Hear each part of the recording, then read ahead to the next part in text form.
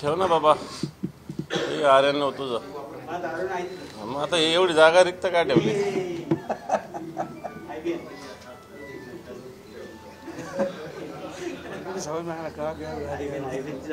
हा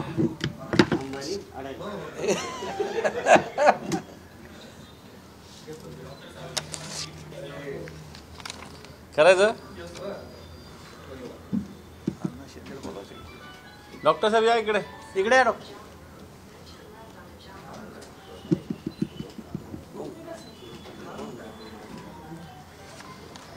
19 फेब्रुवारीला शिवजयंती साजरी करीत आहोत. प्रतिवर्षाप्रमाणे याही वर्षी शिवसेनेनं या शिवजयंती निमित्तानं शिवोत्सवाचं आयोजन करण्यात आलेलं आहे. सातत्यानं शिवसेना शिवजयंतीला वेगवेगळे उपक्रम राबवत असते आणि टिपिकल कार्यक्रमापेक्षा वेगळं काहीतरी करावं या हेतूनं नुसता उत्सव नाही तर याच्यातून काही विचार, काही प्रेरणा हे सुद्धा देण्याचा प्रयत्न शिवसेना करत असते. याच मालिकेत यावर्षी 16, 17, 18 कारण शिवजयंतीच्या दिवशी काही कार्यक्रम नाही ठेवलेला कारण मिरवणुका असतात. 16ला आम्ही शिवकालीन आणि ऐतिहासिक शस्त्रांचं प्रदर्शन क्रांती चौकात करतोय. जे सगळे शिवकालीन शस्त्र आहेत, ऐतिहासिक शस्त्र आहेत, जे आताच्या पिढीला याची माहिती नाही, त्याची प्रदर्शनी आम्ही ठेवलेली आहे. त्याचप्रमाणे मराठा साम्राज्याच्या काळामध्ये वेगवेगळ्या ठिकाणी जे साहसी खेळ खेळले जायचे त्याचं प्रदर्शन सुद्धा 17 तारखेला संध्याकाळी आपण करतोय. आणि सगळ्यात शेवटच्या दिवशी पांडुरंग बलकवडे यांचं व्याख्यान. मला वाटतं पांडुरंग बलकवडे यांचं नाव ज्यांना शिवाजी महाराज माहिती आहे त्यांना पांडुरंग बलकवडे सुद्धा माहिती आहेत. शिवरायांची अष्टक्रांती या विषयावर व्याख्यान आयोजित केलं आहे. 17 तारखेला दुपारी महिलांसाठी पाळणे गीत, जे पाळणा हे म्हणण्याचं जरा ही परंपरा थोडी खंडित होऊ पाहते आणि म्हणून ती परंपरा चालू राहावी या हेतूनं शिवसेना महिला आघाडीच्या वतीनं पाळणे गीताची स्पर्धा 17 तारखेला दुपारी 4 ते 6 या वेळेत क्रांती चौकात होणार आहे. थोडक्यात अशा पद्धतीनं वेगवेगळे उपक्रम शिवसेना संभाजीनगर शाखेच्या वतीनं राबविले जात असताना राज्य सरकारने नुकतंच वाघ नका आणली असं म्हणतात. आता ती खरी खोटी याच्यावर वेगळी चर्चा होऊ शकते, त्याच्यात मी जात नाही. परंतु पुरातत्व खातं जे राज्य सरकारचं यांनी ही वाघ नखं जिथं जिथं भोसल्यांचा स्पर्श झालेला आहे अशा ठिकाणी त्याचं प्रदर्शन आयोजित केलेलं आहे. दुर्दैवानं भोसलेंचा जन्म जिथं झाला ते वेरूळ म्हणजेच संभाजीनगर, इथं राज्य पुरातत्व खात्यानं हे वाघ नखाचं प्रदर्शन ठेवायला पाहिजे होतं. हे काही ठेवलेलं नाही. नागपूरमधून सुरुवात आहे, सातारा, सांगली इकडे काही जिल्ह्यामध्ये आहे, परंतु संभाजीनगरात नाही. आणि माझं मत असं आहे की अनेक उल्लेख या मराठवाड्यात भोसल्यांचं स्पर्श झाल्याचा आहे. शिवाजी महाराजांचा असेल, संभाजी महाराजांचा असेल. जसं वेरूळ हे तर भोसलेंचं मूळ गाव आहे. नंतर आग्र्याला जाताना संभाजीनगरात शिवाजी महाराज आले अशा प्रकारचे सुद्धा पुरावे आहेत. संभाजी महाराजांना ज्यावेळेस कैद करून ठेवलं होतं इथं तेही इथं आहे. संभाजी महाराजांनी ज्यावेळेस जालना लुटीसाठी गेवराई आपलं मुंगी गाव जे आहे पैठण तालुक्यातलं इथून मराठवाड्यात प्रवेश केला होता, हा सुद्धा स्पर्श आहे. थोडक्यात जाणीवपूर्वक या विभागाकडे दुर्लक्ष केलं की काय असा माझा सरकारला सवाल आहे. आणि हे वाघ नखेचं प्रदर्शन जर भोसलेंचा जिथे इथं स्पर्श जिथं होत असेल तर तो संभाजीनगरात सुद्धा झालं पाहिजे, ही मागणी मी आपल्या मार्फत सरकारला करणार आहे. थोडक्यात हा शिवजयंती उत्सव एक मोठ्या उत्साहात, उत्सवाच्या रूपाने आणि काहीतरी संदेश देण्याच्या हेतूनं शिवसेनेच्या वतीनं क्रांती चौकात आयोजित केला आहे. वाडावाडात हे असे उत्सव होतील, हा एक शहराचा संभाजीनगर शहर जे महानगर क्षेत्र आहे त्या विभागाचा हा उत्सव अशा पद्धतीनं होतोय। मला असं वाटतं गावगाव सगळीच जनता साजरी करते, शिवसेना सुद्धा याच्यामध्ये हिरिरीनं आघाडी घेईल।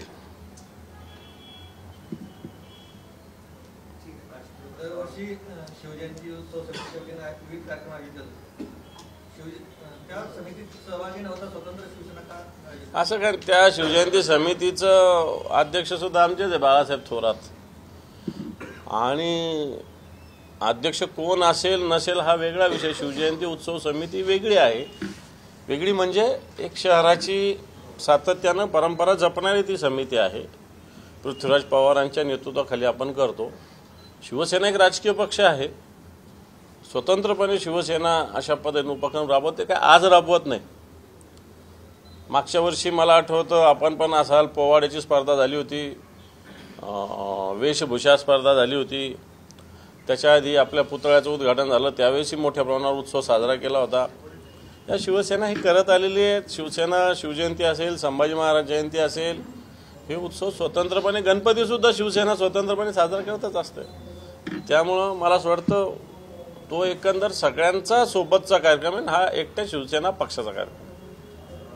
जेएनयूचे कुलगुरू शांतिश्री पंडित यांनी एक विधान केलं आहे, तो विधान सध्या वादग्रस्त ठरत आहे। त्यांनी असं सांगितलं की बिलकुलपणे शांती ही संघाची आहे, अशा पद्धतीनं वक्तव्य त्यांनी केलेलं आहे। आणि मोदींची स्तुती करत मोदी आणि संघाची पहिली स्त्री ही जेएनयूची कुलगुरू बनवली असते की त्यांनी म्हटलंय, कसं होतं या वक्तव्यात? कसं काय बघायचं, याचाच अर्थ पंतप्रधानच आता कुलगुरू पण नियुक्त करतात, राष्ट्रपती राज्यपालांना कोणता अर्थच उरला नाही असा त्याचा अर्थ आहे। अनेक विद्यापीठाचे कुलगुरू संघ विचाराचे आहेत, मुंबईपासून नाव घेता येईल, पण मला असं वाटतं ज्याचा त्याचा तो खाजगी विषय आहे। त्याच्यामुळे शिक्षणामध्ये किंवा अन्य विषयात जर अशा पद्धतीनं घुसवलं तर त्याला विरोध होऊ शकतो, परंतु कोण कोणत्या विचारसरणीचा असावा ज्याचा त्याचा विषय। अजित पवार असं म्हणाले की धनंजय मुंडे हे जर दोषी असेल तरच मी कारवाई करेल, आणि सध्या त्यांचा कुठलाही दोष दिसत नाही, त्यामुळे कारवाई करण्याची काही गरज नाही आहे त्यांच्यासमोर। काल धनंजय मुंडे त्यांना भेटायला गेले होते, तरी तिथे हे सगळं बैठक झालं, सगळेच नेते होते त्यांच्या पक्षात। मला असं वाटतं नैतिकदृष्ट्या राजीनामा दिला पाहिजे।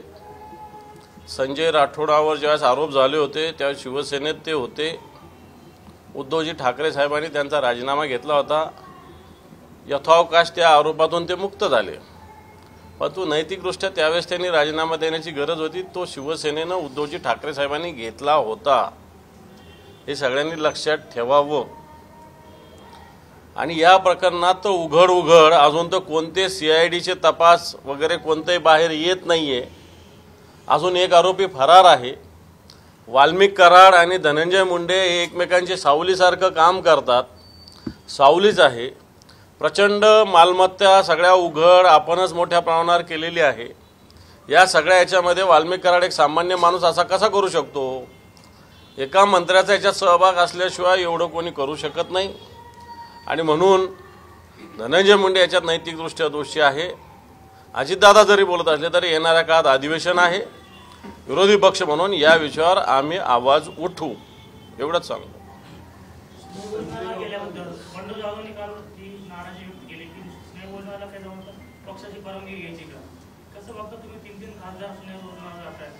मला वाटतं एखाद्याचा व्यक्तिगत संबंध असेल, एखाद्याने बोलवलं तर जाऊ नये असं म्हणता येणार नाही ना।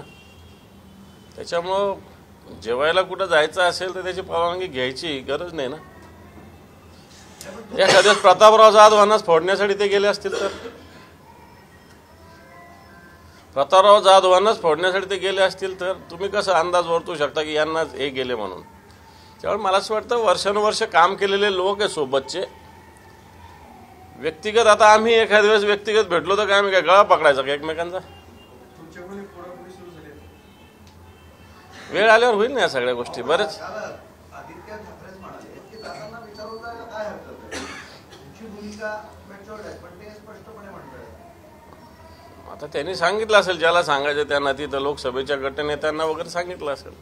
आणि यावर आता उदय सामंत म्हणतायत की आता सकाळी खायचं काय, दुपारी काय खायचं, रात्री काय खायचं याचे निर्देश येतील मला तुमच्या पक्षात।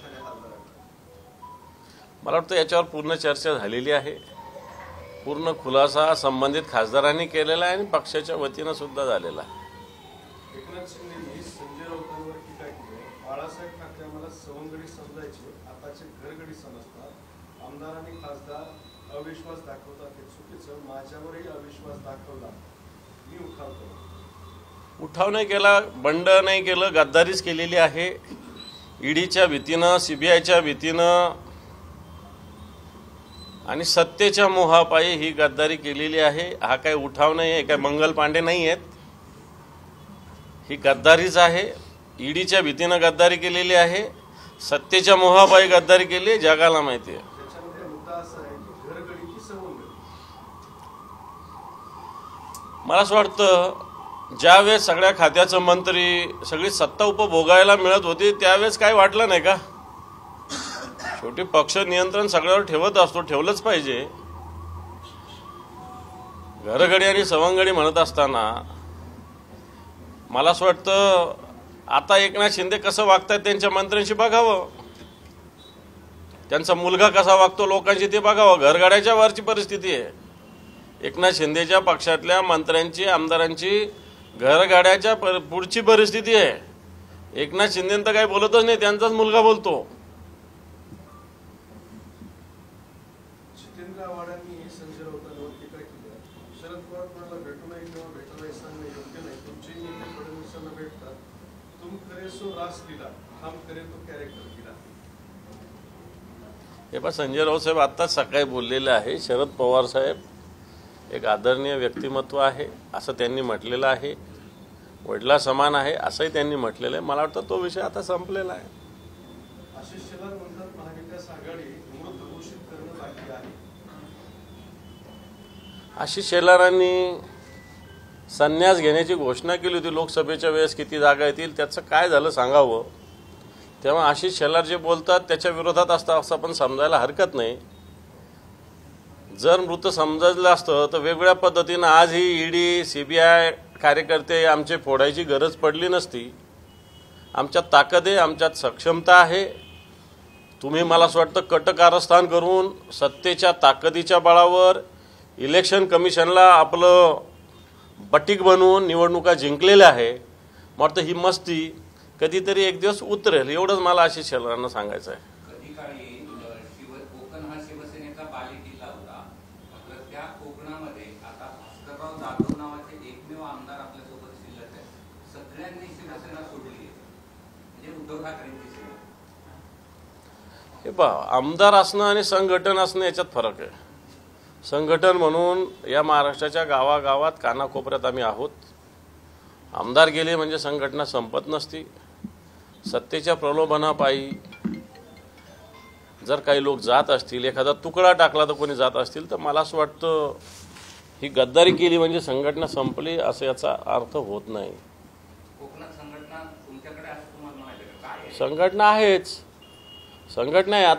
आता ते आमच्यातले काही लोक गेले होते पहा 8-10 दिवसापूर्वी. माझं राहिलं त्यांना बोलवणं. इथले 8-10 नगरसेवक, एक त्या वार्डातला एखादा बूथवरचा कार्यकर्ता तरी त्यांच्याबरोबर गेला का? आमच्या इथले कोणते भैया गेला, तो किशोर गेला, मकरन गेला. एक बूथवरचा जरी कार्यकर्ता त्यांच्यासोबत गेला की एवढं दाखवा. मी खरं तर आज सगळ्या शाखा प्रमुखांना बोलवणार होतो इथं तिथल्या. मी त्यांच्याशी सगळ्यांशी बोललेलो. एक साधा बूथवरचा कार्यकर्ता सुद्धा त्यांच्यासोबत गेलेला नाही. त्यामुळं शिवसेना काही क्लास बेस पार्टी नाही, मास बेस पार्टी शिवसेना. आमदार गेले तेव्हा तुम्ही म्हणत होते नगरसेवक कुठे गेले? नाही ठीक आहे ना, आता नगरसेवक कोणीच नाही ना या महाराष्ट्रात. या महाराष्ट्रात निवडणुकाच नाही 2-3 वर्षांना, त्यामुळे हे माझी नगरसेवक आहेत. हे नगरसेवक जाऊन यासाठी तुम्ही गाठीभेटी घेतल्या, प्रत्यक्ष मेळावा घेतला, तरी पण काय गेले नेमकं काय? हे पहा, आम्ही ठरवलेलं आहे की आता कोणाची मिन्नतवारी करायची नाही. ज्याची ज्याची इच्छा असेल त्याला एकदा जाऊ द्यावं. संघटन ताकदीनं आम्ही उभा करू, प्रत्येक वार्डात उभा करू. जे जे गेले त्या त्या वार्डात उभा करू. भारतीय जनता पार्टी जिथं आहे तिथंही उभा करून आहेच आमचं संघटन. उभा करायचं म्हणायची गरज नाही. इकडे संतोष वसंत इकडे बसा. त्याच्यामुळं कोणी गेलं जरी असलं तरी तिथलं संघटन आमचं चांगलं आहे, शाबूत आहे, मजबूत आहे. तुम्ही जे जे लोक गेले होते, आता तुम्ही बघा ना, आता पश्चिमला मतं घेतले ना लाखाच्या वर शिवसेनेनं. मध्याला वेळेवर आमच्यातला एक जण गेला तरी बाळासाहेब थोरात उभे राहिले, मतं घेतलेच ना 40,000. वैजापूरला घेतलेच ना मतं, पैठणला घेतलेच ना मतं लाखभर. आणि त्याच्यामुळे मला असं वाटतं ही जनता तर आमच्याबरोबर आहे ना. जवळपास 5.6 लाख मतदान शिवसेनेला या 6 मतदारसंघात झालेलं आहे. हे तर लोक शिवसेनेच्या बाजूने आहे ना. सरकार आर्थिक अडचणीत आलेलं आहे. लाडकी बहिणी योजनेवर अमाप खर्च केला आहे आणि आता सरकारी खर्चात 30-40% कपात करण्याचा निर्णय घेतला गेला. आम्ही त्यावेळेस म्हणत होतो की सरकार या योजना बंद करतील, तर लोकांना भीती दाखवली की यांचं सरकार आल्यावर त्या बंद होणार. यांचंच सरकार आलं आणि मी तर म्हणेल कोर्टाला पुढं करून येणाऱ्या काळात अन्य अनेक योजना बंद होऊ शकतात. आपण कित्येक बसवर जाहिरात आहे 85 कोटी लोकांना आम्ही अन्नधान्य, हे फार अभिमानाची बाब आहे बघा. आज 5 लाखाच्या वर लाडक्या बहिणीचे फॉर्म रिजेक्ट झालेले आहेत. लाडका भाऊ योजना जाहीर केली मुलांसाठी. काल मला धाराशिवहून फोन आला, मोर्चा काढला होता या लोकांनी. 6 महिने रोजगार दिल्यानंतर त्यांना परमनंट नोकरी देऊ. 6 महिने रोजगाराचे पेमेंट सुद्धा अजून मिळालेलं नाही या लाडक्या भावाचे. मराठवाड्यातला नव्हे तर महाराष्ट्रातलं शेतकऱ्याचं ठिबक सिंचनाचं अनुदान मागच्या 3 वर्षाचं बाकी आहे. अतिवृष्टीचं अनुदान बाकी आहे, दुष्काळाचं अनुदान बाकी आहे. इव्हन संजय गांधी निराधार योजनेचे पैसे सुद्धा वेळेवर भेटत नाही. हे कशामुळं? की आज राज्याच्या डोक्यावर 7 लाख कोटीचं कर्ज आहे आणि देशाच्या डोक्यावर 2.5 लाख मला वाटतं, मला आकडे सुद्धा सांगता येईना, 2.5 कोटी लाख रुपयाचं कर्ज आहे देशाच्या डोक्यावर असं मला वाटतं. पण मला महाराष्ट्राचं माहिती आहे 7 लाख कोटी रुपयाचं कर्ज महाराष्ट्राच्या डोक्यावर आहे. पीक विमा योजना जी आहे ती 1 रुपयात आधी मिळायची, ती आता 1 रुपया व्हायची 100 रुपयात देण्याचा निर्णय व्हायची शक्यता आहे. योजनेच्या बदलासाठी कृषी आयुक्तांना आव्हान तयार आहे आणि जर हा बदल केला नाही विमा कंपनीला 4 रुपये द्यावा लागणार आहे. त्यामुळे ती 1 रुपयावाली योजना आता संपुष्टात येऊ शकते. मी सांगतो काय, निवडणूक अँगलनी ह्या घोषणा आणि या योजना झाल्या. या योजनेच्या माध्यमातून निवडणुका जिंकल्या गेल्या, राज्य आर्थिकदृष्ट्या रसातळाला नेलं गेलं आणि आता या योजना पुन्हा बंद करण्याचा घाट घातला जातोय. 1 रुपयात पीक विमा दिला जात होता, आता 100 रुपयात. म्हणजे काय, शेतकऱ्यांचा 1% किंवा काही योजनेत 2% वाटा असतो, तोच घेतला जाणार असा त्याचा अर्थ आहे. कारण 98% तर राज्य आणि केंद्र मिळून देत असतं विम्याचं. 2% काही योजनेमध्ये 1%, काही योजनेमध्ये 2% शेतकऱ्यांना भरावं लागतं. मला असं वाटतं तेच पैसे ते भरून घेतील. उद्धव बाळासाहेब ठाकरेगड विधानसभेचं विरोधी पक्ष नेतेपद घेणार आहे. मिळेल ना, शिवसेनेला मिळेल. जर सत्ताधारी पक्षाने ठरवलं विरोधी पक्षाला विरोधी पक्ष नेतेपद द्यायचं तर ते शिवसेनेलाच मिळेल, कारण शिवसेनेची संख्या जास्त आहे. दावा करायची गरज नाही. आमचे गटनेते, विधिमंडळ गटनेते आम्ही विधिमंडळ सचिवालयाला कळवलेलं आहे. ज्यावेळेस विरोधी पक्षनेता करायचा त्यावेळेस त्यांनी आमच्या पक्षाला जो कोणी म्हणजे त्यांनी आम्हाला निमंत्रित करून आम्हाला विचारणा करावी. अजून त्यांनी निर्णय घेतला पाहिजे. आम्ही दावा करून काय अर्थ आहे? आम्ही तर दावा केलेलाच आहे ना. मुख्यमंत्र्यांची जी वॉर रूम आहे मंत्रालयामध्ये, त्याच्या बाजूला एकनाथ शिंदेनी कोऑर्डिनेशन रूम तयार करायला सुरुवात केली आहे. मंत्रालयात शिंदेकडून कोऑर्डिनेशन रूम स्थापन केली जाऊन महत्वाच्या प्रकल्पावर नजर ठेवली जाणार आहे. फडणवीसांनी बोलवलेल्या बैठकीलाही शिंदे गैर आले. जे हे आपत्कालीन परिस्थितीत जे वॉर रूम निर्माण करतात त्याच धर्तीवर मुख्यमंत्र्यांच्या बाजूला कोऑर्डिनेशन रूम आहे. हे पहा, मंत्रालयातले अधिकारी त्रस्त आहेत सध्या. मुख्यमंत्री वेगळे. आता तुम्ही एकनाथ शिंदेंचं सांगताय, अजितदादांची पण रूम आहे तशीच, एकनाथ शिंदेंची पण तशी रूम होते, मुख्यमंत्र्यांची पण आहे. मुख्यमंत्र्यांनी एका विभागाची बैठक बोलवली की दोन्ही उपमुख्यमंत्री त्या विभागाची बैठक दुसऱ्या तिसऱ्या दिवशी पुन्हा बोलवतात. आणि अधिकारी काम करण्यापेक्षा बैठकातच व्यग्र आहेत. अधिकारी त्रासलेले, कारण सत्तास्थानं वेगवेगळ्या पद्धतीने निर्माण होणं हे अधिकाऱ्यांना मला असं वाटतं अतिशय वेदना होणार आहे. अधिकारी आज मंत्रालयातले राज्यस्तरावरचे काम करू शकत नाही अशा प्रकारची स्थिती आहे. बैठकावर बैठका आणि मग या बैठकांना हा मंत्री येत नाही, त्या बैठकाला तो मंत्री जात नाही. आज नाशिकला कुंभमेळ्याची बैठक आहे, ती 4 दिवसापूर्वीच गिरीश महाजनांनी घेतली, आज एकनाथ शिंदे घेणार. मला असं वाटतं हा समन्वयाचा अभाव राज्यामध्ये नाही. राज्याचे सर्वतोपरी मुख्य हे मुख्यमंत्री असतात. त्यामुळे ह्या बाकीच्या वॉर रूमला कोणी फुकट विचारतील का नाही विचारतील असं मला वाटतं. बिलकुल विचारणार नाही लोक. हे नुसते नामधारी स्वतःचं अस्तित्व दाखवण्यासाठी या बाकीच्या वॉर रूम तयार होत आहेत. शेवटी मुख्यमंत्र्याची जी वॉर रूम आहे याला सगळ्यात महत्त्वाचं असतं असं मला वाटतं. 19 फेब्रुवारीला भाजप सरकारही शिवजयंती साजरी करणार आहे आणि माननीय पंतप्रधान सकाळी 7:30 वाजता शिवजयंती मार्गदर्शन करणार. चांगलं आहे, स्वागत आहे. शिवाजी महाराज या निमित्तानं आठवत आहेत त्यांना. अजित पवार आणि धनंजय मुंडेंची पाठराखण केली आहे. मुंडे दोषी करत नाही तोपर्यंत तुम्ही जर विधान परिषदेचं म्हणजे विधानसभेचं विरोधी पक्षनेतेपद घेणार असाल तर काँग्रेसची भूमिका अशी आहे की विधान परिषदेचं विरोधी पक्षनेतेपद त्यांना हवं आहे. पक्ष योग्य निर्णय घेईल. मला वाटतं कोणत्या पदासाठी कोणी काही तयार झाले नाही. कोणी असेल, माझ्यासहित कोणी असेल, ह्या पदाला काही चिकटून बसण्याचं असं काही कुठं ठरलेलं नाही आहे. सगळे पक्ष मिळून जो निर्णय घेईल तो सगळ्यांना मान्य असतो. पक्षाला ज्या दिवशी गरज आहे ते सोडायला तयार आहे आपण. धनंजय देशमुख जे संतोष देशमुखांचे बंधू आहेत त्यांनी असा आरोप केला की त्यांना धमकावलं जाते आणि वाल्मिकरांची बी टीम सक्रिय झाली असं. त्यांना काय धमकावलं जाते आणि वाल्मिकरांची बी टीम सक्रिय झाली असेल, कारण ही गुंडागर्दी काही थांबणार नाही आहे. नंतर काही घटना बघितल्या, कोणी टी व्हीवर बातमी बघत होती म्हणून त्याला मारहाण. कारण हे बीडचं दहशतवाद संपणार नाही. जोपर्यंत धनंजय मुंडेंना मंत्रिपदावरून काढून बाजूला करत नाही तोपर्यंत बीडचा दहशतवाद संपणार नाही.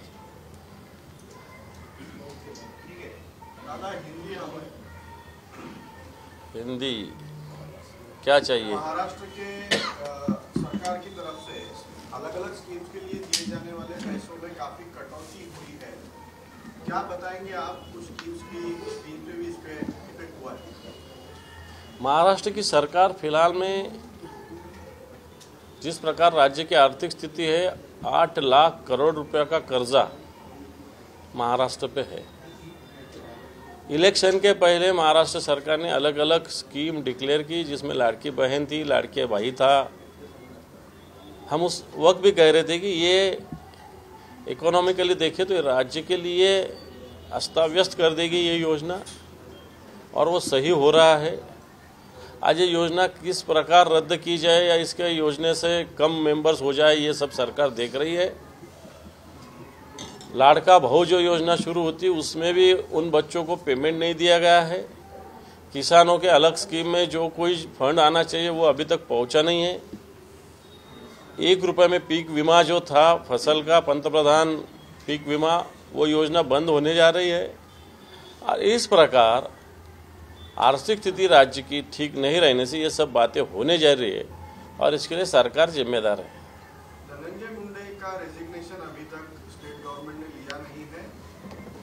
उनके जब तक एलिगेशन प्रूव होते नहीं तब तक ये रेजिग्नेशन नहीं होगा ऐसा कहा जा रहा है. क्या आपकी मालूमात क्या है?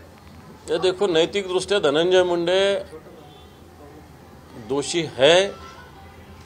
अलग अलग विषयों में धनंजय मुंडे का रिजाइन नैतिक दृष्टि से लेना चाहिए, ये हमारी मांग है. तो और क्वेश्चन, तेवर राणा जो अमेरिका से भारत लाए जाएंगे 26/11 घंटे में ये दोषी पाए गए. बीजेपी और मोदी सरकार बड़ी सफलता मानी जा रही है. काय की जो 26/11 का आरोपी था मुख्य, उसको अमेरिका से लेकर आया जाएंगे. जो पाकिस्तान में छुपे उनको भी लाओ बोलना समय पहले. कौन मौलाना दाऊद, इनको भी लेके आने वाले थे, इनको भी पहले लेके आओ बोलना. यूट्यूबर रणवीर की गिरफ्तारी से बीजेपी सरकार बच रही है. उसने अभद्र टिप्पणी की थी माँ बाप को लेकर एक शो में, और बीजेपी इस पर कुछ बोलने के लिए तैयार नहीं. लेकिन उसकी टिप्पणी तो गलत थी. ऐसी टिप्पणी वाले प्रोग्राम होना नहीं चाहिए. देश विदेशातील प्रत्येक घडामोडींचे लाईव्ह अपडेट मिळवण्यासाठी आता साम टीव्हीच्या सर्व सोशल मीडिया प्लॅटफॉर्मला लाईक, फॉलो आणि सबस्क्राईब करा. तसंच सर्व नोटिफिकेशनसाठी बेल आयकॉन प्रेस करायला विसरू नका.